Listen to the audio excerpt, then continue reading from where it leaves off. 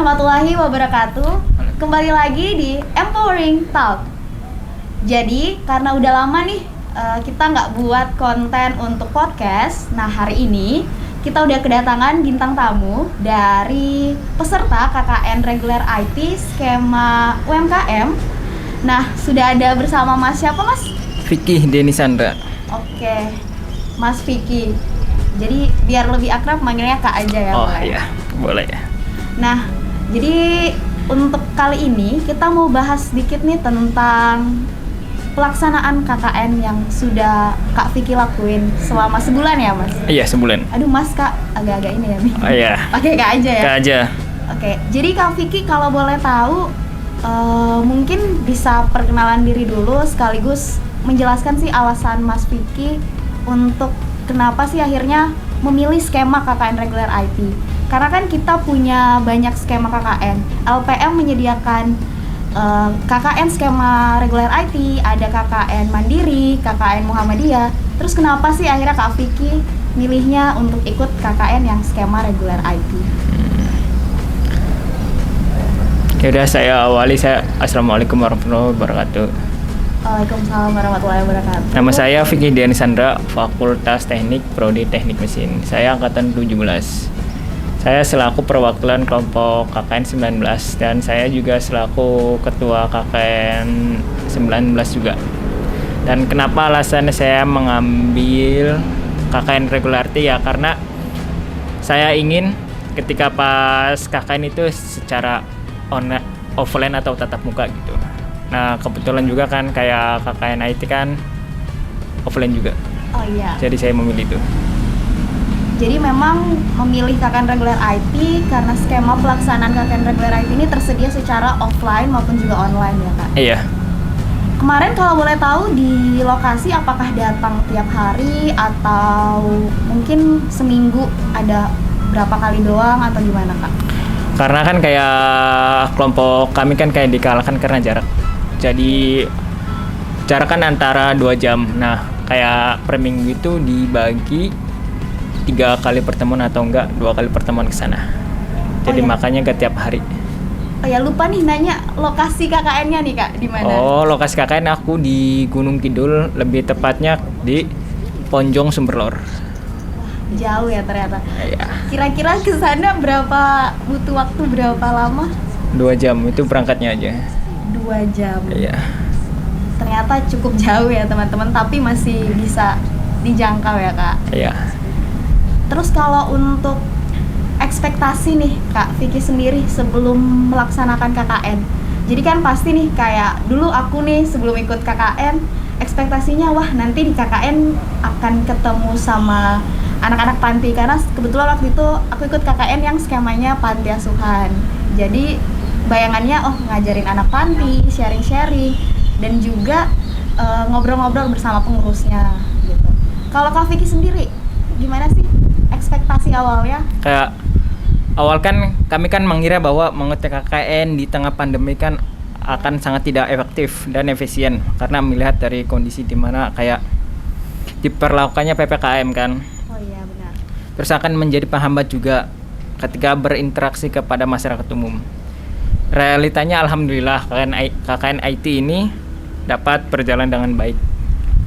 Oke, berarti di awal itu udah ada rasa-rasa pesimis ya Kak karena kondisi PPKM di waktu pelaksanaan itu memang masih PPKM ya? Iya. Dan takutnya banyak kendala apalagi lokasi yang cukup jauh. Cukup jauh juga. Tapi fakta di lapangan gitu setelah proses pelaksanaan apakah ekspektasinya sesuai nih sama realitanya atau ternyata ada hal-hal yang menarik nih yang Kak Vicky temuin? Sesuai deh. Sesuai sama Iya. ekspektasinya. Alhamdulillah ya. Alhamdulillahnya itu ya. Berarti nggak terhianati teman-teman oleh ekspektasinya. Ya mungkin bisa diceritain nggak Kak? Apa sih pengalaman yang paling seru yang Kak Vicky dapetin saat pelaksanaan KKN ya? Kayak kita kan di sana kan kayak boleh menginap. Tapi boleh. kan dikarenakan kayak kelompok kami kan nggak dapet posko, jadi menginapnya di rumahnya Pak Duku. Nah di situ kan kayak kami kan kayak berkumpul bareng gitu kayak satu kelompok kayak berinteraksi kayak gini-gini, terus juga kayak kita dapat chemistry napas itu. Nah terus juga kayak kita dapat pengalaman kayak tahu gitu tempat daerah sana kayak tiap pagi kayak gimana, sore kayak gimana, lebih tepatnya itu. Berarti benar-benar dapat pengalaman yang benar-benar baru ya. Iya, kayak yang belum pernah kita dapat itu. Nah, di sana kayak apa ya, kayak semacam dapat kayak gitulah ya. Terus untuk pelaksanaannya kan tentunya ada program-program kerja ya Kak, yang Iya. Kak Vicky dan teman-teman KKN kelompok 19 lakuin. Dan selaku ketua kelompok, program kerja yang menurut Kak Vicky kelompok 19 itu paling unggul lah, yang paling bisa untuk diikuti oleh teman-teman KKN selanjutnya. Kalau yang paling unggul sih yang bagian pupuk deh. Oh, pupuk. Karena kan pasti kan kayak di bagian tepat KKN Ponjong kan yang lebih tepat Sumberlor itu tuh kayak kacang tanah itu kayak gak kepak gitu, kayak daun-daunnya lebih tepatnya tuh dipakainya ke tempat makan kayak hewan atau apa. Kan kayak kita kan inisiatif untuk mending kita dibikin pupuk aja deh biar lebih bermanfaat juga. Oke Kak, berarti untuk pupuknya itu produknya apakah memang teman-teman KKN kelompok 9 ini sebelum ke sana sudah ada program itu? Apakah teman-teman KKN 19 yang menawarkan ke Kami yang daerah? menawarkan sih. Oh, berarti wah hebat banget ya teman-teman dari KKN kelompok 19 bisa membuat, ya bisa dikatakan jadi ini ya, jadi UMKM. Iya. Jadi UMKM. Jadi bukan sekedar mendampingi tapi berhasil untuk membangun atau ya kita bisa bilang menciptakan lah UMKM baru di Kulon Progo. Nah, dari tanggapan masyarakat sendiri gimana? Apakah ada mungkin nggak cocok atau gimana? Jadi setelah kan namanya melakukan penawaran baru gitu, pasti kan ada tahap-tahap prosesnya. Mungkin nanti bisa jadi tips untuk teman-teman ke depannya gitu. Gimana sampai ada inisiatif dari teman-teman kelompok 19 untuk menciptakan UMKM itu, dan bagaimana akhirnya masyarakatnya bisa menerima gitu. Kan awalnya kan kayak kami kan observasi. Nah, terus kan kayak di sana kan kayak bahan-bahan yang kayak kacang tanah kan kayak gak kepake, kayak dikasih ke ini kayak tempat makan hewan, kayak inisiatif kayak kita ini apa buat pupuk. Nah, habis itu kan kita dibikin kayak tanya ke masyarakat mau apa tidak. Terus kan kayak juga kami minta izin ke Pak RT, Pak RW. Terus kan kayak minta perwakilan buat penyuluhan kayak setiap RT itu tiga apa 2 orang. Nah, terus kan kami penyuluhan. Nah, alhamdulillahnya kayak warga-warganya kayak menerima gitu, kayak malah bersyukur kayak lebih tepatnya ke apa ya, kayak dapat yang lebih berguna gitu, kayak harusnya kayak dikasih ke tempat makan hewan, ini malah buat kayak berguna banget lah buat mereka. Nah, apalagi nih di situasi pandemi ya, tentunya kan banyak UMKM yang terpaksa tutup, tapi teman-teman dari kelompok 19 dari KKN UMY bisa berhasil menciptakan UMKM baru dari hasil inisiatif. Wah, keren banget ya teman-teman, ini bisa banget untuk dicontoh. Jadi kuncinya tuh di observasi ya. Iya. Jeli dalam melihat nih, pas observasi kira-kira potensi desanya apa gitu. Dan teman-teman kelompok 19 berhasil untuk mewujudkan itu, teman-teman. Nah, kemarin kelompok 19 kalau boleh tahu mitra UMKM-nya kan itu tadi yang dibuat ya. Yang pupuk. Ada nggak yang memang sudah ada gitu? UMKM yang sudah ada terus didampingin teman-teman? Ada sih, kayak UMKM kami yang satunya tuh kayak ini emping jagung.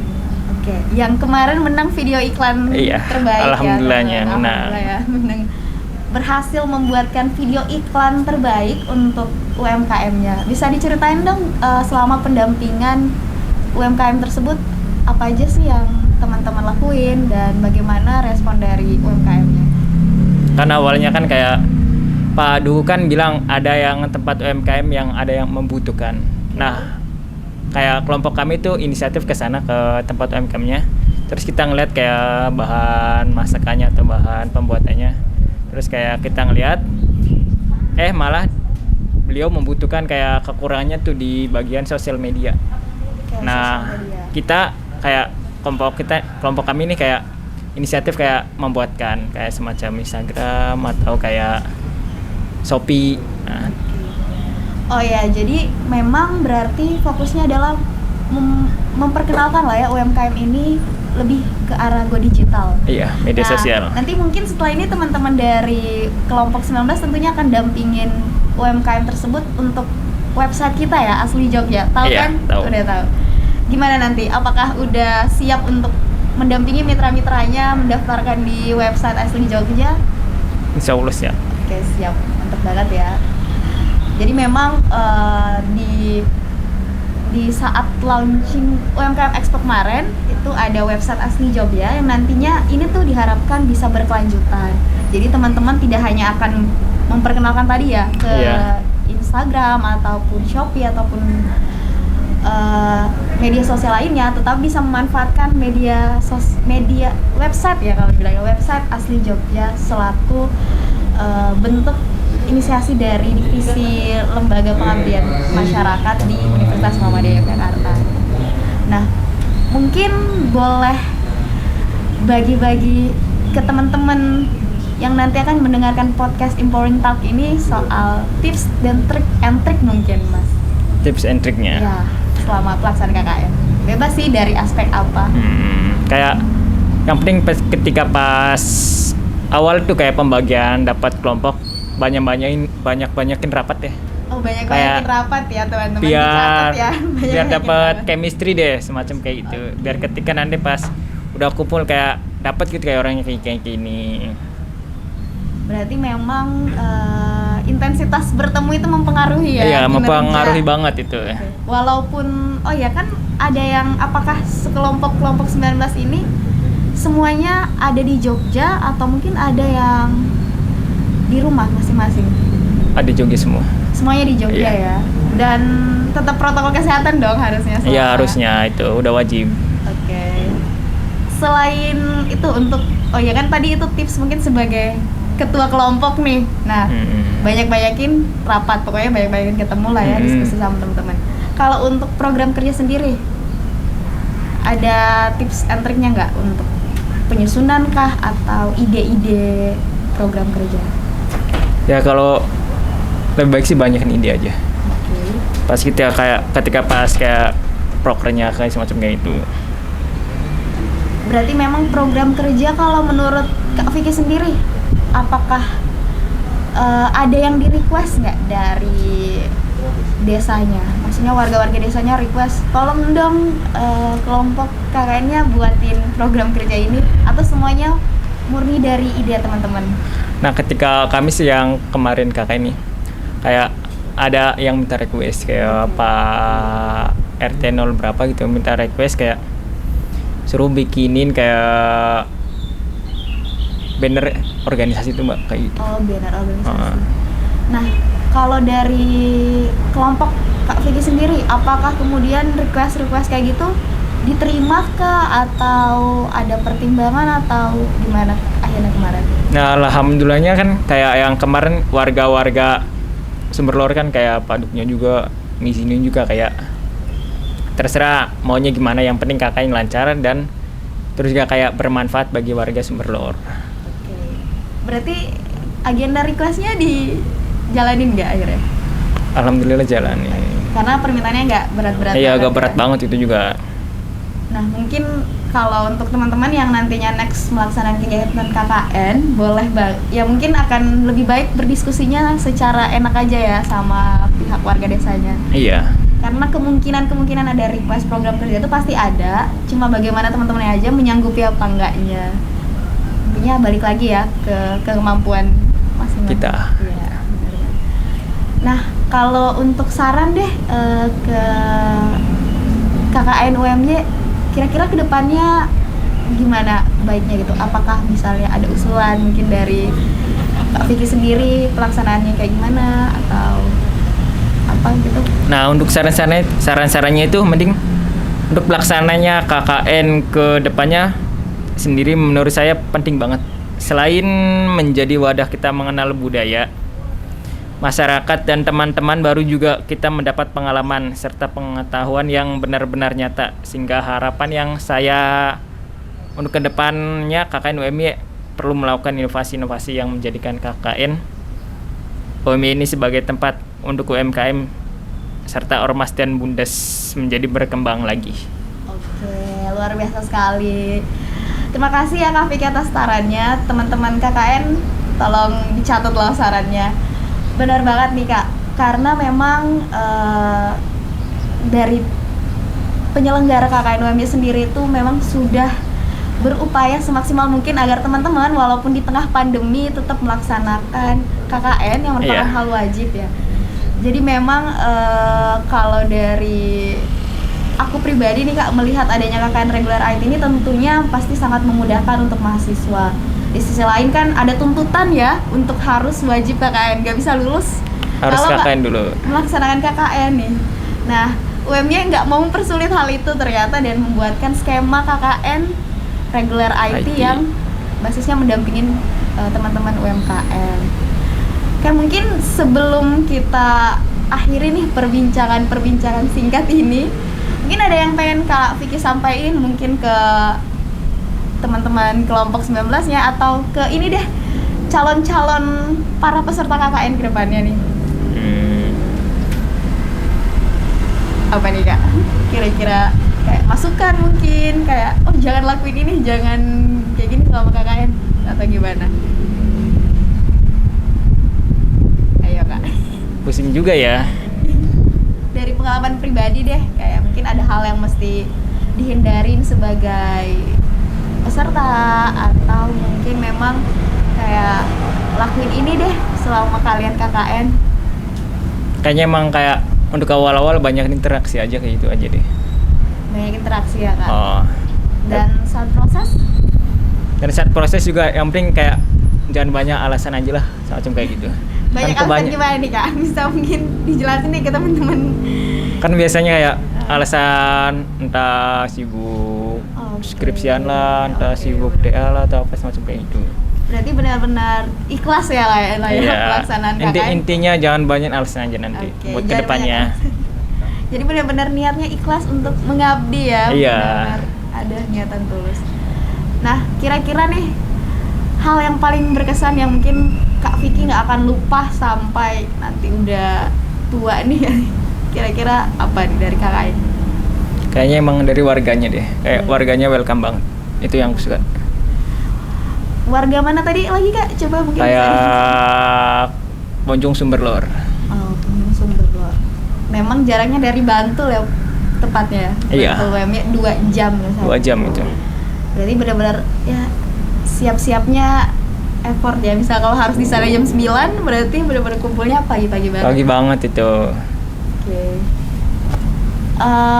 Ada lagi nggak Kak yang mau disampaikan? Kayaknya udah deh. Oh udah ya. Emang Kak Vicky mungkin kelompok 19 hebat banget ya teman-teman. Sebelum diakhiri nih ada beberapa catatan penting yang bisa kita ambil dari teman-teman yang kelompok KKN 19 yang sudah lakukan saat pelaksanaan KKN. Yang pertama adalah jangan hanya mengikuti atau mengembangkan yang sudah ada, tapi bagaimana sih bisa menggali potensi yang dimiliki desa. Artinya dari kelompok KKN 19 ini tidak hanya mencari yang sudah ada, tapi mencoba untuk membangun UMKM baru yang kemudian akhirnya mendapatkan respon sangat positif dari pihak desa. Dan ini tentunya juga sangat membantu, apalagi di tengah situasi pandemi yang mana UMKM banyak yang mengalami permasalahan. Dan juga dalam hal pendampingan perlu banyak ini ya, membantu ke arah memperkenalkan lah ya ke arah Iya. digital. Ya. Untuk jangan lupa untuk daftarin di web asli Jogja ya Kak. Nah tadi juga ada nih tips dari Kak Vicky kalau untuk selama kelompoknya itu banyakin rapat ya, banyakin bertemu karena dengan bertemu bisa saling sharing, Iya. bisa saling paham nih kira-kira pelaksanaannya mau bagaimana. Nah mungkin kalau tadi nih ekspektasi sama realitanya Kak Vicky ternyata sesuai ya. Sesuai banget itu. Sesuai, jadi udah berekspektasi dan alhamdulillah realitanya ternyata sesuai. Mungkin itu dulu, mungkin Kak Vicky mau salam gitu teman-temannya, siapa KKN 19 nya gitu atau siapa gitu. Gak usah deh, langsung Oh. aja. Oke. Oke teman-teman, makasih sudah mendengarkan Important Talk. Nanti kita jumpa lagi di talk lainnya ya, yang pastinya nggak akan kalah serunya dari sesi kali ini. Sekian, terima kasih sudah mendengarkan. Wassalamualaikum warahmatullahi wabarakatuh. Waalaikumsalam warahmatullahi wabarakatuh.